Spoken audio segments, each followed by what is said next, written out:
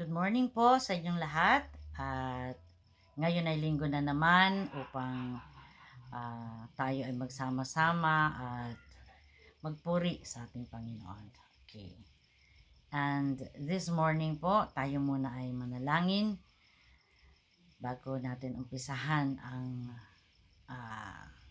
pakikinig na mensahe mula sa Panginoon.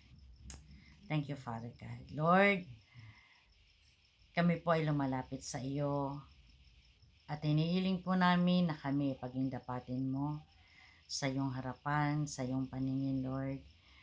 Linisin mo po kami sa lahat ng aming mga kasalanan, mga nagawang hindi ayon sa iyong kalooban. Father, we ask for the precious blood of our Lord Jesus Christ to cleanse us and anoint us today, Lord, I pray. As we listen to your word, as we study your word, O God, we allow your Holy Spirit to move in our midst mightily, to speak to us, to teach us, Lord, things about you. Panginoon, makilala ka pa po namin ng lubusan sa araw na ito. Thank you so much. At pagpalain mo ang aming pagtitipon at pag-uusap patungkol po sa iyong salita, sa iyong kalooban sa aming buhay. Thank you for your anointing, Father. Thank you, Lord Jesus, for the blood. And thank you, Holy Spirit, for your ministry in our lives. We bless you, Father God. In Jesus' name we pray. Amen. Amen. Okay. Buksan po natin yung ating Biblia sa Mateo 5, verses 17 to 20. Okay. Ang sabi po dyan ay ganito: huwag ninyong akalaing naparito ako upang ipawalang bisa ang kautusan at ang mga propeta. Naparito ako hindi upang ipawalang bisa ang mga iyon, kundi upang tuparin. Tandaan ninyo, maglalaho ang langit at ang lupa. Ngunit, ni isang tuldok o kudlit man ng kautusan ay di mawawala ng bisa hanggat hindi natutupad ang lahat. Kaya't sino mang magpawalang bisa sa kalit-lihitang bahagi nito at magturo ng gayon sa mga tao ay magiging pinakamababa sa kaharian ng langit. Ngunit ang sumusunod sa kautusan at nagtuturo sa mga tao na tuparin iyon ay magiging dakila sa kaharian ng langit. Sinasabi ko sa inyo, kung ang pagsunod ninyo sa kalooban ng Diyos ay tulad lamang ng pagsunod ng mga tagapagturo ng kautusan at mga pariseyo, hindi kayo makakapasok sa kaharian ng langit. Okay. Yung Matthew chapter 5 po, ito yung dito yung mababasa natin yung sikat na story about Jesus Christ kung saan umakyat siya sa bundok upang makapagturo sa maraming tao. Ito yung famous na tinatawag nating Sermon on the Mount. Okay. Jesus taught about the Beatitudes, yung maraming blessed are they, blessed are those, blessed is he, yun yung the Beatitudes. Ito yung maraming turo ni Lord na mapalad, okay? Mapalad ang mga taong walang inaasahan, kundi ang Diyos, okay, mapalad ang mga taong walang inaasahan, kundi ang Diyos, sapagkat mapapabilang sila sa kaharian ng Diyos. Mapalad ang nagdadalamhati sapagkat sila ay aaliwin ng Diyos. Mapalad, ito yung tinuro ni Lord na mapalad ang mga mapagpakumbaba sapagkat mamanahin nila ang daigdig. Mapalad ang mga gumagawa ng paraan para sa kapayapaan. Ito yung mga turo niya, mapalad ang mahabagin, mapalad ang mga inuusig, okay? Mapalad yung mga nauuhaw after righteousness because they shall be fed. Okay. dito sa Sermon on the Mount, dito rin niya itinuro yung tayo ay asin ng sangkatauhan, na sabi ni Jesus, mahalagang mapanatili natin ang alat dahil pag hindi ay sa verse 13 ng chapter 5, sabi niya doon, mawawalan kayo ng kabuluhan. Mawawalan kayo ng saysay. Mawawalan ka ng gamit. Pagka hindi ka kagamit-gamit. Sabi doon, itatapon lang at tatapakan ng mga tao. Dito niya itinuro na tayo yung asin. At sa verse 14, dito niya sinabi, yung tayo ang ilaw. No? Tayo ang ilaw ng sanglibutan. No? Na sabi niya, dapat ay magliwanag tayo. Dapat yung magliwanag tayo dahil wala daw ilawan na itinatago sa ilalim, no? Walang itinatago sa baul o walang ilawang itinatago sa loob ng container. Ang gusto ng God, ang ating ilaw ay magningning para maparangalan ang ating Diyos. Bahagi pa rin ng Sermon on the Mount na mababasa natin sa chapter 5 ng Matthew, yung makikita natin sa verse 17. At ito yung sinasabi ng ating Panginoong Jesus. Matthew 5:17, sabi diyan, huwag ninyong akalaing naparito ako upang ipawalang bisa ang kautusan at ang mga propeta. Naparito ako hindi upang ipawalang bisa ang mga iyon, kundi upang tuparin. Tandaan ninyo, verse 18, maglalaho ang langit at ang lupa, ngunit ni isang tuldok o kudlit man lang, ng kautusan, ay hindi mawawalan ng bisa hanggat hindi natutupad ang lahat. Kaya't sino mang magpawalang bisa sa kaliit-liitang bahagi nito, verse 19, at magturo ng gayon sa mga tao, ay magiging pinakamababa sa kaharian ng langit. Ngunit ang sumusunod sa kautusan at nagtuturo sa mga tao, natuparin iyon, ay magiging dakila sa kaharian ng langit. Sinasabi ko sa inyo, kung ang pagsunod ninyo sa kalooban ng Diyos ay tulad lamang ng pagsunod ng mga tagapagturo ng kautusan at mga Pariseyo, hinding-hindi kayo makakapasok sa kaharian ng langit. Okay. Ang sabi po sa verse 17 and 18, Christ came not to abolish. Christ did not abolish any law. Wala siyang inalis, wala siyang binura, wala siyang binawas, at wala din siyang binago sa mga kautusan noong unang panahon, no? Jesus came to fulfill the laws that many Bible characters like Moses, Abraham, Isaac, Jacob tried, no? Sinubukan nila to fulfill yung mga kautusan. Pero anong makikita natin? Every one of them failed. Hindi nila nakaya na panindigan o ma-fulfill, matupad ang lahat ng pinag-uutos ng Diyos sa kanila. Sabi nga, 'di ba,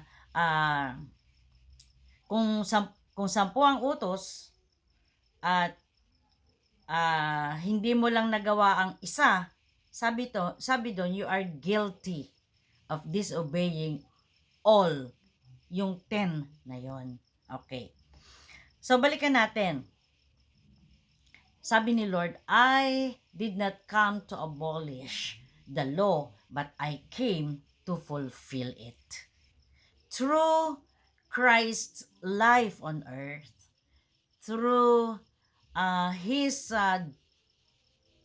death on the cross, through His resurrection from the dead, okay, through the life and death and resurrection of Christ, He fulfilled the law. He was able to fulfill all the laws. Now, according to studies po, all in all, ang mga, there are 613, 613, no? 613 commandments of the law in the Old Testament. Yun nga lang, ang pinakasikat ay yung 10 commandments. So, imagine 613 in the Old Testament time, nagawa, naiutos yung mga commandments na ito, na naging batas nila, naging rule nila para kanilang sundin at tuparin sa kanilang mga buhay. So, malinaw po baga? Christ did not come to abolish, but Christ came to fulfill the law. Yung buhay niya ay naging patotoo. Yung kanyang kamatayan sa krus ay naging isang patotoo o pahayag. Yung kanyang resurrection from the dead ay isang nagbigay patunay na fulfill lahat ni Jesus yung kautusan. Okay? Sabi ng iba, may binago raw na batas ang Panginoon, no? Batas, at gumawa siya nga ng bagong kautusan dahil sabi niya, kinote nila yung John chapter 13 verse 34, kasi sabi doon ni Jesus, a new commandment I give unto you. Love one another as I have loved you. Bagong utos ang ibinibigay ko sa inyo, na mahalin ninyo ang isa't isa tulad ng pagmamahal ko sa inyo. Actually, kung titingnan po natin, sinum up lang ng Panginoon yung many commandments. Sabi nga natin kanina, 613 commandments of the law. Okay? Sikat lang yung 10 commandments. Yun yung pinakaalam natin. But there are 613. Okay? Nang dumating si Jesus, sinum up lang niya yung 613 na ito in only 2 commandment. Alam natin yan. Diba? In Matthew chapter 22 verses 37 to 39, anong sabi doon? Jesus replied, love the Lord your God with all your heart and with all your soul and with all your mind. Okay, love the Lord your God with all your heart, with all your soul, and with all your mind. Ang sabi doon sa verse 38 ni Lord, this is the first and greatest commandment. And, okay, the second is like it. Love your neighbor as yourself. Hindi sinabing inabolish ni Lord o binuran ni Lord yung 613 minus 2. Kasi ito yung dalawa eh. Ito yung dalawang sinabi niya. The first and greatest commandment and the second greatest commandment. Okay. 613 minus 2 ay di 611. So yung 611 na yun ay wala na. Kahit hindi mo na sundin, inalis na ni Lord. Hindi. Kasi kung babasahin po natin, yun lang 10 commandments, ha? Yung sikat na 10 commandments. Nang ibigay ni Lord, nung isum up ni Lord, no? I-summarize ni Lord into 2 ang commandments, malinaw po doon. Yung first 3 ng 10 commandments, no? First 3 doon sa 10 commandments, yun ay nakapaloob sa unang greatest commandment na sabi ni Lord. Diba? Sinamarize niya. The first greatest commandment is, love the Lord your God with all your heart, with all your soul, with all your mind, with all your strength. Yun yun. Kaya yung 1, 2, and 3 na huwag kang magkakaroon ng ibang Diyos sa iyong harapan, huwag kang sasamba sa ibang Diyos, o huwag mong gamitin sa walang kabuluhan ang pangalan ng Diyos. Yun ay yung nakapaloob sa una and greatest commandment. Ang sabi ni Lord, love the Lord your God. Ibig sabihin nun, huwag kang yuyukod o sasamba sa ibang Diyos. Walang dapat mauna sa buhay mo kesa sa Diyos, na dapat siya lang. Kaya nga, love the Lord your God with all your heart, with all your mind, with all your strength, with all your soul. Siya lang ang dapat na Diyos sa buhay natin. Okay? Kaya did not abolish the 611. And yung from number 4, no, from number 4 commandment of the law hanggang sa 10, hanggang sa ika-10, sinamarize ni Lord. Kasi ano ba sabi doon? Huwag kang papatay, huwag mo pagnanasaan ang iyong ari-arian ng iyong kapwa. Ano pa? Do not steal, do not kill. Okay? Ano pa? Ang sabi sa Leviticus, wag mong ichichismis ang iyong kapwa-tao. Okay? There are 611 more. Ang 611 more na yon na commandments ng law during their time, iyon ay nakapaloob sa love your neighbor as yourself. Kasi hindi mo gugustuhin na ikaw ay ichismis, di ba? Hindi mo gugustuhin na ikaw ay patayin. Hindi mo gugustuhin na ang ari-arian mo ay agawin ng iyong kapitbahay. Hindi mo gugustuhin yon. Hindi mo gagawan, hindi mo pagnanakawan, hindi mo dadayain ang iyong sarili, 'di ba? Kaya ang ginawa lang ni Lord, sinimplify niya yung 613 commandments of the law just in 2 commandments. And that is, love the Lord your God with all your heart, love the Lord your God with all your soul, and love Him with all your strength, love Him with all your mind. And the second greatest commandment is, love your neighbor as yourself. Amen. Walang binago si Jesus. Walang binura ang Panginoon. Walang ipinagbawal ang Diyos na ito'y utos noon, hindi nyo nagagawin ngayon. But actually, He came not to abolish, not to erase any law, any commandment of the Lord our God, but He came to fulfill. Fulfill means He became perfectly obedient to the Father. He became perfectly obedient dun sa kalooban at pinagagawa at nais ng God na ipamuhay niya while on earth.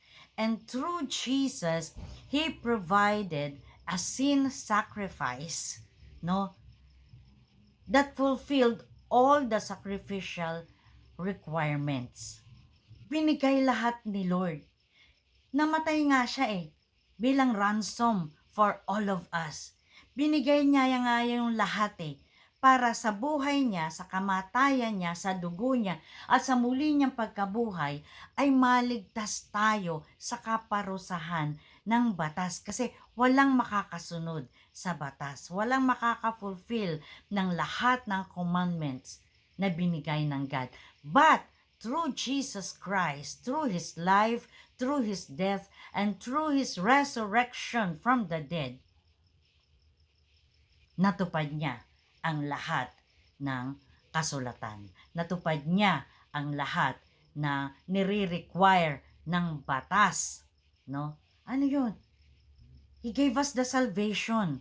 No? He gave us His self as the ultimate sacrifice para matubos tayo sa tali ng batas, para matubos tayo sa nire-require ng batas. Diba? Ang sabi doon, for all have sinned and fall short of the glory of God. And anong sabi sa Romans 6?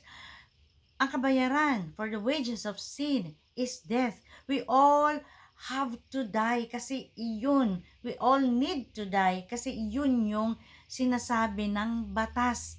At walang makakasunod, makaka-fulfill ng lahat ng commandment ng batas noong panahong iyon. So Jesus came to fulfill the law. Jesus came to give us he gave the consummation, no, na bilang kabayaran at bilang katuparan ng batas. Binigay niya yung kanyang sarili. And thank God, yung ating pananampalataya sa ating Panginoon, yung ating pagkilala sa ginawa ng ating Panginoon, iyan ay sapat na upang tayo ay ma-justify, no, mapawalang sala sa ating mga kasalanan sa ating buhay. So it was Jesus who fulfilled the law for us. It was Jesus who gave the ultimate requirements para yung batas na yun, maging malaya tayo doon sa batas na yun. Pero walang binago si Jesus, walang pinalitan ng ating Panginoon.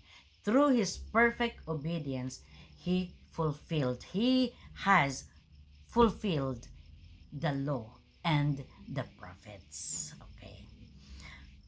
So, maliwanag po. Going on, no, further on sa verse 20 po, sinabi ng ating Panginoon, eto yon. Sinasabi ko sa inyo, kung ang pagsunod ninyo sa kalooban ng Diyos ay tulad lamang ng pagsunod ng mga tagapagturo ng kautusan at mga pariseyo, hindi kayo makakapasok sa kaharian ng langit. Unless you surpass the righteousness of the scribes and the Pharisees, sabi doon, you will not enter the kingdom of heaven. Isa ito sa itinuro ng Panginoon dito sa Sermon on the Mount. So after saying na hindi ako lumaban, hindi ako lumabag sa mga anumang batas o kautusan ng batas, kundi I came to fulfill, no, isinunod niya rito yung righteousness. Kasi nga, whatever the law requires, pinrovide ni Jesus through His death, no, through His life, through His death, and through His resurrection. Naging masunurin siya kahit sa kamatayan sa krus. Kahit iyon pa maging kapalit, naging masunurin ng ating Panginoon. Kaya dito, God is really concerned na tayo ay mapalaya sa kaparusahan ng batas. Nais ng God na mapalaya tayo sa kabayaran na ipinakita o ipinaalam sa atin ng mga kautusan. For all we know, kaya may mga batas, kaya may mga kautusan, hindi para i-condemn tayo. Na ikaw ganito, ikaw masama, ikaw makasalanan. Hindi. May kautusan kasi para may guidelines tayo na ito yung ating susundin para magkaroon tayo ng buhay na maayos. Ito yung ating susundin para tayo ay maging pleasing sa paningin ng Diyos. Pero sabi nga natin, nobody was able to fulfill all the commandments of the law. That's why God provided Jesus as our Savior para ibigay niya everything that the law requires. And that is through His death, that is through His life, His death, and His resurrection on the cross. Kaya dito naman, nililinaw ng Panginoon sa atin mga kapatid, nililinaw ng Panginoon na maliban daw malagpasan natin ang katwiran ng mga iskribo at mga pariseyo. Natatandaan ninyo yung tinuro ni Brother Ivax natin. Kaya mahalaga po, dumarating tayo tuwing 9 o'clock. Tuwing 9 o'clock kasi meron tayong Sunday school. Tinuro niya doon sino ba ang mga, ano ba mga ugali, pag-uugali ng mga iskribo at mga pariseyo. Okay. So ngayon medyo tingnan lang po natin ng kaunti. Sabi kasi ni Lord, unless you surpass the righteousness of the scribes and the Pharisees, you will not enter the kingdom of God. Sino ba yung mga skribo at mga pariseyo? Ano bang mga ugali nila? Okay, tingnan natin. Ang mga pariseyo po, yung mga tagapagturo ng mga kautusan, mga batas noon, no, yung mga scribes and the Pharisees, sila po ay kilala na masusi o masidhi ang kanilang pagsunod sa mga utos at batas ng leader ng kanilang kinasasapiang relihiyon o samahan. Okay. Sabi nga doon, hanggang sa yung pinakatuldok, hanggang sa pinakakudlit o apostrophe yan na gusto nila, wala silang namimiss. Lahat nasusundan nila. Yung tono ng pagtuldok, ang tono ng pagtutuloy ng pagsasalita ng mga utos o paghahayag ng mga utos. Gusto nila lahat niyon masusi nilang masunod sa kanilang buhay. Yan po sila actually. Kaya, sinusunod nila hanggang sa pinakamaliliit na detalye ng kautusan. Oh, yung pinakamaliliit, yung the minutest detail ng kautusan. No, gusto nilang masunod nila yun ng masusi, no, masidhi. So, magtataka tayo. When Jesus says that our righteousness has to surpass the righteousness of the scribes and the Pharisees, hala, ang tindi nilang sumunod. No, ang tindi nilang sundin, gusto nilang sundin. Period, tuldok, yung bawat pagitan ng sentence, bawat comma, kudlit, o ano pa man yan, gusto nilang sundin yun. Kung ganun pala, bakit inutos ni Lord na malibang malagpasan ninyo ang katwiran o yung ginagawa ng mga pariseyo at Sadducees na ito na pagsunod masidhi pala, bakit kailangan lagpasan pa natin? Okay. Bakit ba? Sino ba tong mga pariseyo na ito?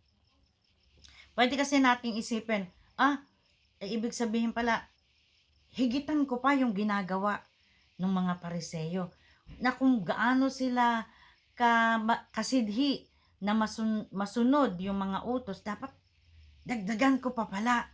Siguro dapat marami pa akong gawin para sa Panginoon. Okay? Do this thing and that and that. Dapat malagpasan ko yung ginagawa nila. Actually, hindi iyon ang ibig sabihin ng ating Panginoon. It's more than that. It's not doing better or doing more dun sa ginagawa ng mga iskribo at mga pariseyo. Actually, ang gusto lang puntuhan ng ating Panginoon dito sa verse 20 na ito, na unless you surpass the righteousness of the scribes and the Pharisees, ang gusto lang puntuhan ng Panginoon dito ay yung issue ng puso. No? Hindi yung ginagawa nila na ito. Kasi parang titingnan mo, maganda yung ginagawa nila. Gusto nilang sundin ang Panginoon from point to point. Pero ang gustong sabihin lang dito ng Panginoon, nakita kasi niya rito yung heart issue. Okay ba? God is not looking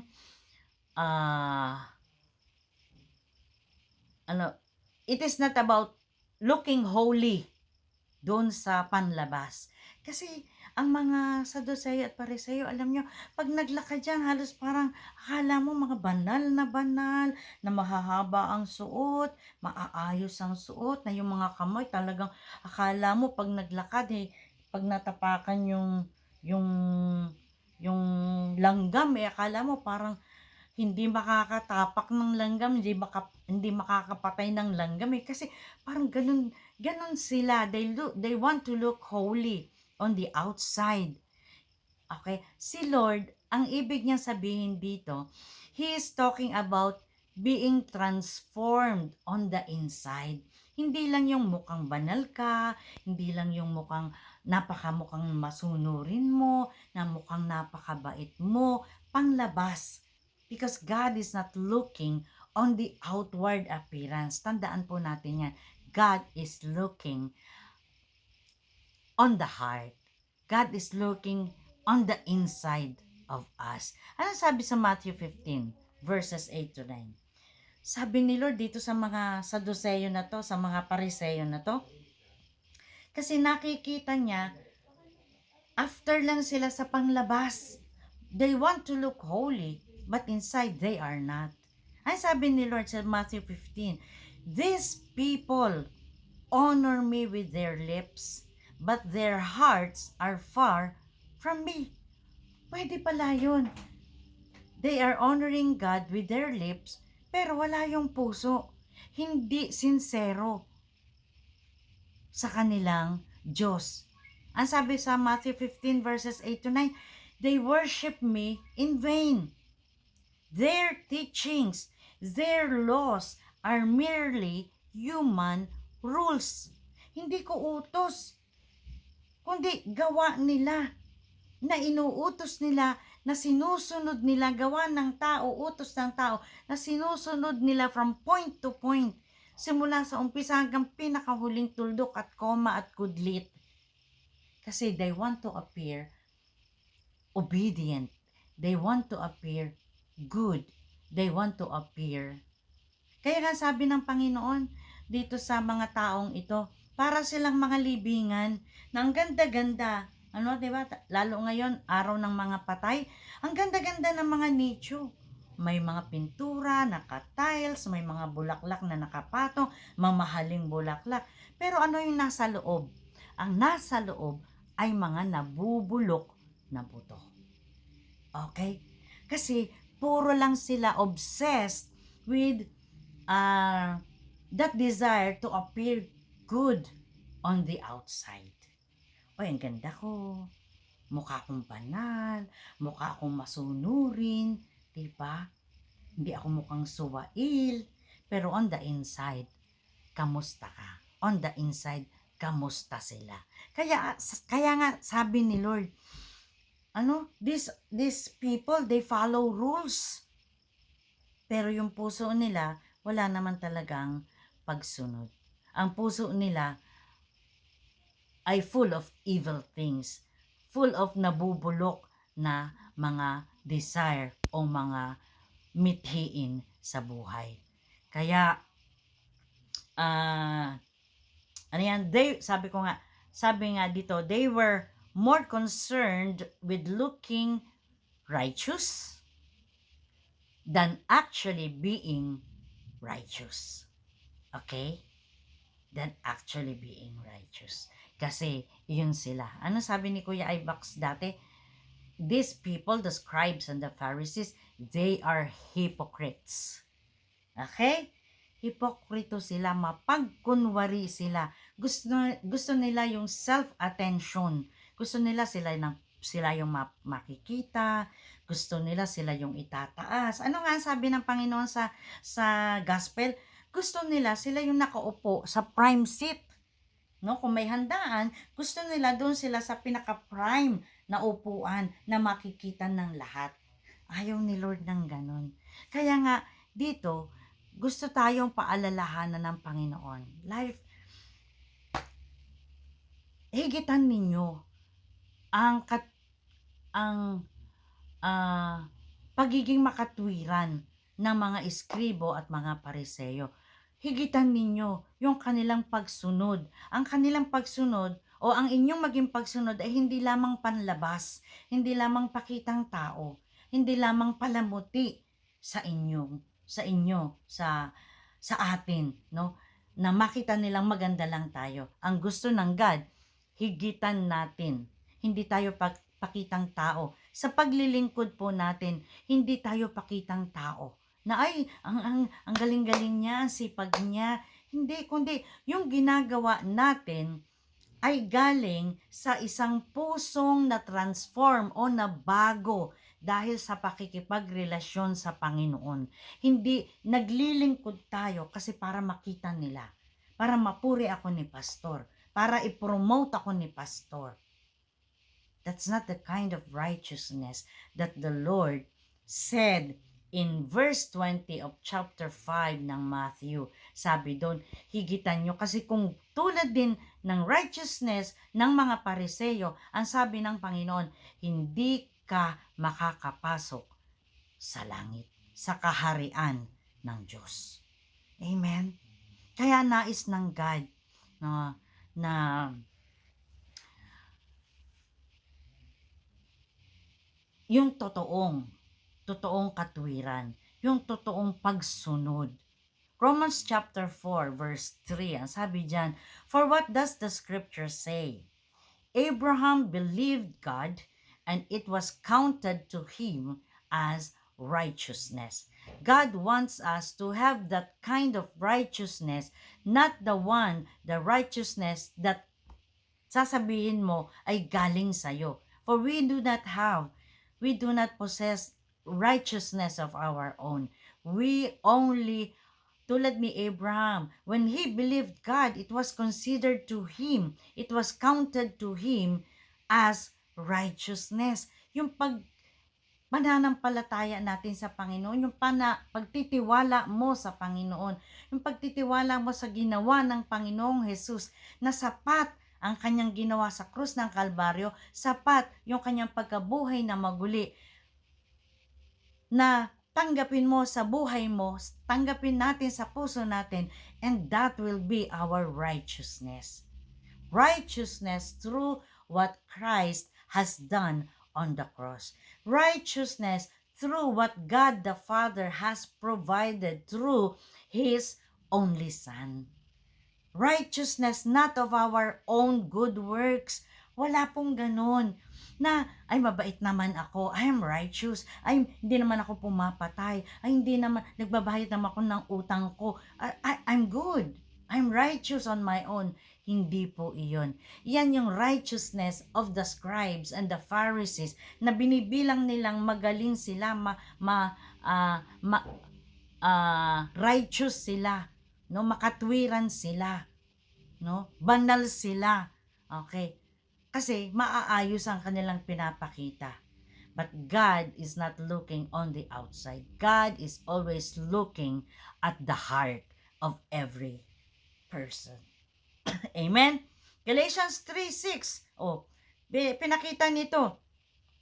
Yung supporting to sa Romans chapter 4 verse 3. Ang sabi ng Galatians 3 verse 6, sabi doon, consider Abraham.